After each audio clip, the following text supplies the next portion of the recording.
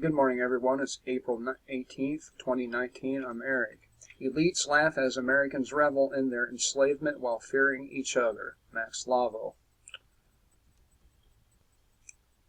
Americans are increasingly living in fear of the opposing political party. While the elites laugh and continue to enslave the populace even further because of this fear, Americans are increasingly embracing their chains while asking them to be shortened, all the while dehumanizing those on the different plantation. The fact is, none of us are free. We are all slaves to the same master, the political elites. And the only way to be free is to accept it and attempt to free others in the process. So far, the government has not had to put literal chains on anyone because most Americans are mental slaves. If you own the mind, you won't need to enslave the body. This is causing problems. And problems in our society, however, as many fear those who think differently than they do, while giving a pass to the ones actually at fault for their dissatisfaction. Extreme partisanship has infected both Democrats and Republicans to the point of no return. According to Oregon Live, more than 40% of Americans say they are surrounded by downright evil, and they're referring to their fellow Americans who happen to belong to a different political party. This division and fear keep the elite wealthy, powerful, and increasingly authoritarian. While we fight each other, we can't be bothered to actually take on the behemoth monster that is responsible for all of this fear and division in the first place. Now, this is why I continue to tell you people, we need to scrap the idea of these stupid political parties, because all they are doing is keeping the political elites where they want to be, in control of you.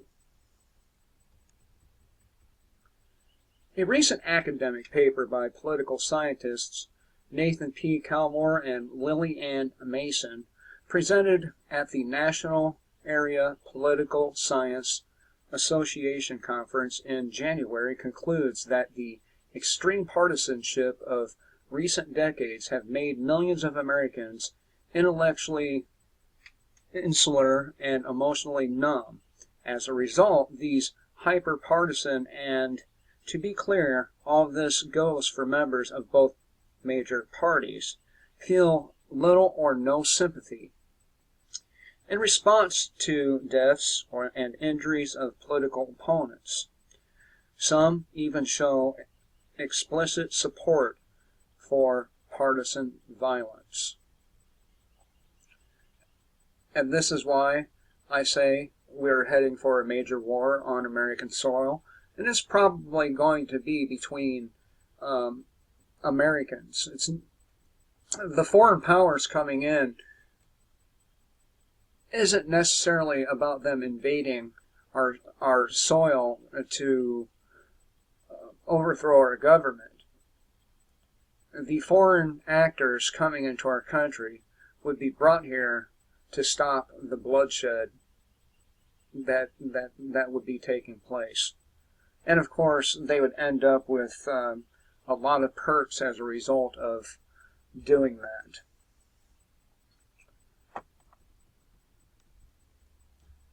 The key component to all of this fear is ensuring the public stays divided and dehumanizing each other. This makes violence against each other suddenly acceptable to those stuck and enslaved by the system.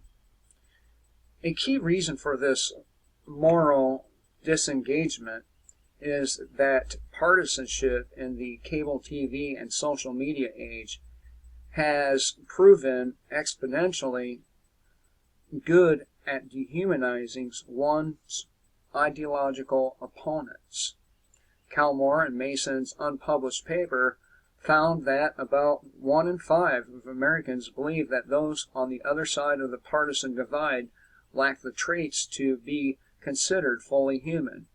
They behave like animals.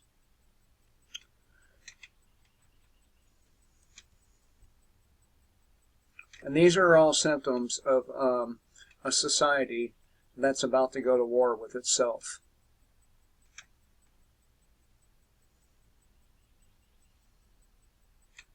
The portion of hyper-partisan Americans is worrisome even for those not on the political spectrum.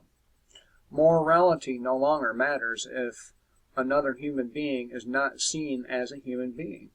Calmore and Mason's work indicates that the nature of this uptick is in extreme partisanship provides people with the psychological distancing that allows them to rationalize physical violence and discrimination against others. And as long as these people rationalize what they're doing on both sides, we're just going to keep racing head on right into the brick wall that is the war.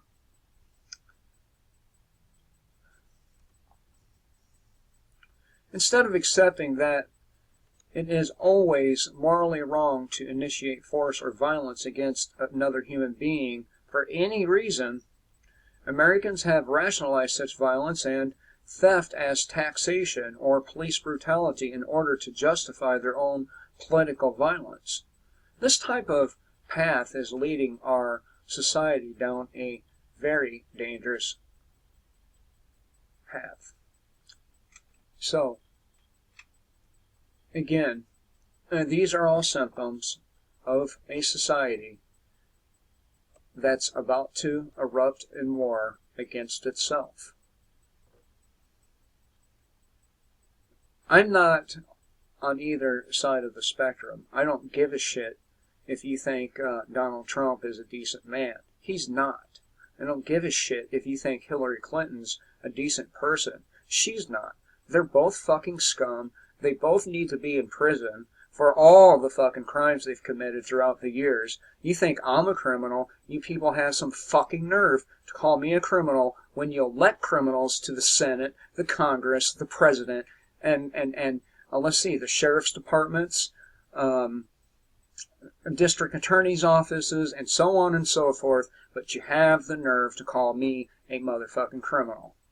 All for a plant.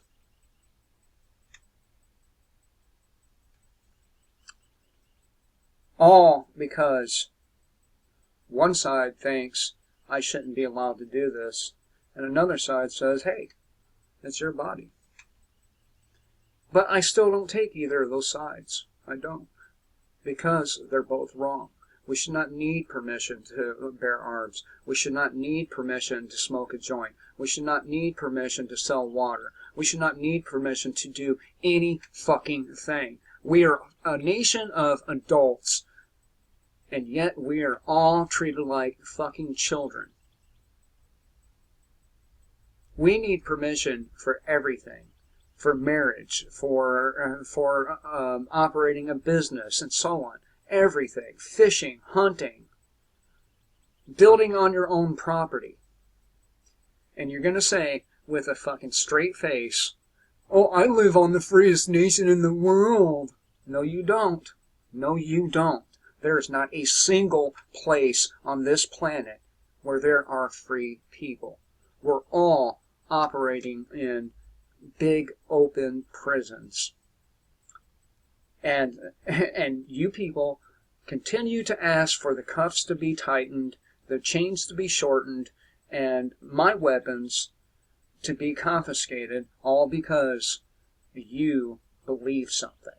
I don't give a shit what you believe. Don't care about your beliefs. I don't respect your beliefs. I never will, because that's what they are, beliefs. They are not rooted in fact. They are not rooted in reality. They are not rooted in science. I don't care about your beliefs. I don't care. I don't respect them. I don't respect you if you're a Democrat. I don't respect you if you're a Republican.